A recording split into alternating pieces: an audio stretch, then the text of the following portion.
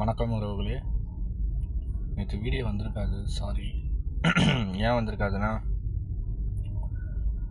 கொஞ்சம் வெளியே போயிட்டோம் பர்சனலாக, அதனால் வந்திருக்காது. இன்றைக்கி சவாரி 11-12 அந்த மாதிரி தாங்க எடுத்தேன். அந்த கார் கொஞ்சம் வெளியே போனதுனால கொஞ்சம் லேட் ஆகிடுச்சு. இன்றைக்கி சவாரி எப்படின்னா செவ்வாய்க்கிழமை மாதிரி தாங்க சவாரி இருக்குது. ரொம்ப டல்லு தாங்க சவாரி. தாம்பரத்தில் இருக்கேன். கார்லேருந்து ரொம்ப கம்மியாக தாங்க ஓடி இருக்குது, சொல்லிக்கிற மாதிரி இல்லை.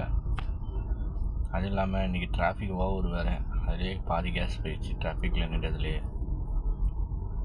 அதனால தான் கொஞ்சம் லேட் ஆகிடுச்சு வீடியோ வரேன். நிறைய பேர் வீடியோ பார்க்குறீங்கன்னு தவிர சப்ஸ்கிரைப் பண்ண மாட்டேறீங்க. ஷேர் பண்ணுங்கள், ஃப்ரெண்ட்ஸுங்களுக்கு சப்போர்ட் பண்ணுங்கள். இன்னும் அடுத்தடுத்த வீடியோலாம் நிறையா வரும். லைக் பண்ணுங்கள் பிடிச்சிருந்தா. இன்றைக்கி பார்ப்போம் எப்படி பொழப்பு போகுதுன்ட்டு. இன்னும் இருக்குதுங்க, இன்னும் 6 மணி நேரம் இருக்குது. இன்றைக்கி நைட்டு 10 மணி வரைக்கும் ஓட்டலான்னு இருக்கேங்க. அதுலேருந்து ரொம்ப டல்லு தாங்க சவாரி, ரொம்ப ரொம்ப டல்லு. கையில் கொஞ்சம் காசு நிற்கணுன்னா ஓட்டி தான் ஆகணும், வேறு வழி இல்லை. லாங் சவாரி கொடுப்பான், இப்போ என்ன கொடுக்க மாட்டான் என்னன்னு தெரில.